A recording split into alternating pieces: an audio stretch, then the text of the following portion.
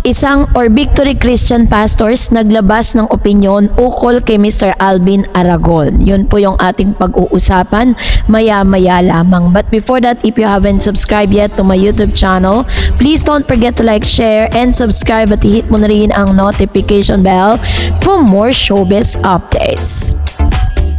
Noong Feb 25, 2026, isa sa mga sentro ng usapan sa showbiz at social media ang pahayag ng Pastor Victory Church, isang kilalang evangelical church sa Pilipinas, kaugnay sa kontrobersyal na pahayag ni Alvin Aragon na nag-viral at nagdulot ng malawakang discussion online. Sa programa ng Boy Abunda ng Past Talk with Boy Abunda, binasa ng host ang pahayag ng Pastor Nixon ng Victory Church ng Pasay. So panoorin natin to.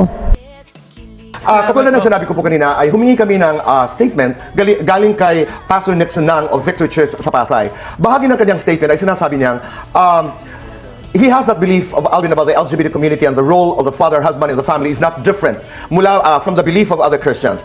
But he believes that Christians should share their conviction with compassion. Conviction and compassion must always come together. Naniniwala din siya that the public should be gracious towards Alvin. He noted that most Christians, especially in the early stages of their faith, can be overly passionate and excited about sharing their beliefs. Pero eventually daw, they grow as Christians. Sa pastor, bagamat may mga pahayag si Alvin tungkol sa LGBTQ community at sa mga tradisyonal, sa mga tradisyonal na pahayag nitong si Alvin tungkol sa LGBTQ plus IA plus community at sa mga tradisyonal na papel ng mga asawa at sa pamilya na tila pangkaraniwan sa pananaw ng ilang Kristiyano, ang paraan ng pagpapahayag ng mga ito ay dapat isagawa ng may malasakit at habag.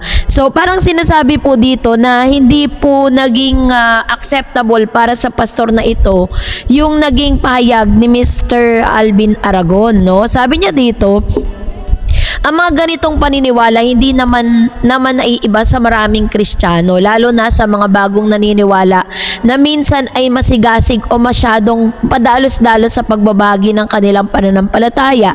Subalit pinayuhan niya na ang conviction or matatag na paniniwala ay dapat laging samahan ng compassion or habag at na publiko ay dapat magbigay ng grace o pangunawa kay Alvin habang siya ay patuloy na lumalago sa pananampalataya. So, ano nga bang pinagmula ng issue na to? Ang kontrobersya ay nag-ugat mula sa mga pahayag ni Alvin Aragon na kumalat online, lalo na sa mga komentaryo niya tungkol sa mga kabataan at miyembro ng LGBTQ plus A plus community, pati na ang mga usapin kung paano dapat tignan ang papel ng ama at asawa sa konteksto ng pamilya. Ito ay nagdulot ng malakas na reaksyon mula sa mga netizen at mga kilalang personalidad, kabilang ang mga pahayag ni Kay Brosas, Tal Brosas na tumutol sa paggamit ng relihiyon para manghusga o magmali sa iba, Hindi lamang ito usapin ng ideolohiya, may mga lumabas sa personal na aspeto tulad ng mga dating pangyayari sa buhay ni Alvin, kasama na yung kanyang mga lumang video na nagre-resurface ngayon sa social media, Yung mga lumang video at mga testimonya mula sa kanyang anak na si Sofia Trazona, isang trans Filipina drag artist na nagbahagi rin ng kanyang saloobin tungkol sa mga sinabi ng ama. Samantalang si IC Trazona, asawa ni Alvin at dating Sex Bomb Girls member, ay nanindigan sa pagiging matatag ng kanilang pamilya at pananampalataya habang hinaharap ang backlash. So parang sinasabi dito ni Pastor Nixon na tama naman yung mga sinasabi niya, pero yun nga parang hindi siya ganun ka approve dun sa way kung paano nga yung atake nitong si Alvin, kasi nga parang full of kasi alam naman natin yung kanyang yung kanyang background, 'di ba, na parang siya meron kasi siyang trans na na stepdaughter, na anak po ni Miss IC Trazona or IC Aragon, dun po sa isang the father po mismo ni IC or sa father ni Sofia. So, ang issue ni Alvin Aragon at ang ginawang pahayag ng Victory Church Pastor ay hindi lamang tungkol sa isang personalidad na nagbahagi ng kanyang opinyon. Ito rin ay naglalahad ng mas malalim na problema at hamon sa ating kultura, lipunan at ugnayan ng reliyon at pagkakaiba-iba. So, ang reliyon ay pananampalataya ay maaaring talagang magbigay ng direksyon, komunidad at kahulugan sa buhay ng isang tao. So, balit sa pagkakaroon nga ng matibay na paniniwala ay hindi ito automatic na nagbibigay karapatan sa isang tao na tingin ng iba'y bilang mali o mas mababa dahil lamang sa pagkakaiba ng kanilang pagkakakilanlan, lifestyle o orientation. Kung ang isang pananampalatayan ay nagtuturo na ang pagmamahal at habag ay sentro ng kanyang aral, bakit nagiging usapin pa ang panghuhusga at pag-aalipusta laban sa iba?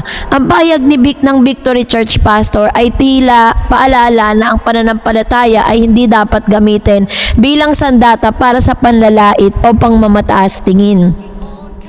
Hindi may kakailan na ang mga salitang binitawan ni Alvin ay may mas malawak na epekto kaysa sa inaakala niya. Ang paglalahad ng mga pananaw na tila binabato ang kabuuang pagkatao ng isang tao o ng mga komunidad tulad ng LGBTQ IA+ ay nagiging isang sanhi ng sakit, takot at pagkabahala sa mga taong nakakarinig at nakakita nito. Ito hindi simpleng discussion lang, ito ay isang usapin ng dignidad at paggalang sa pagkatao.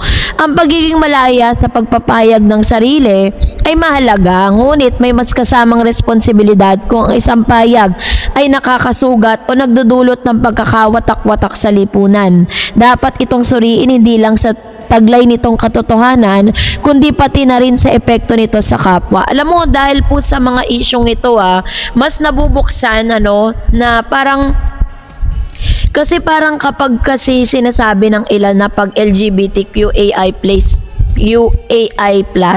community, sinasabi agad na parang the Lord did not love us. Ang Diyos hindi na sila mahal ng Diyos, hindi sila walang care sa kanila ang Lord, kasi ganon yung way na gustong i-portray ni Alvin sa kanyang mga statement.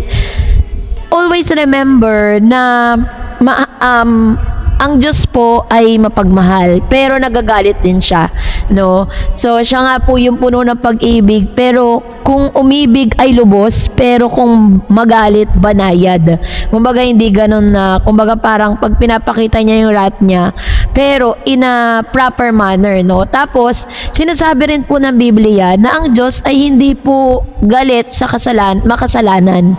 Kasi we are all sinners, Lahat po tayo ay makasalanan. Wala naman pong perpekto sa mundong ito.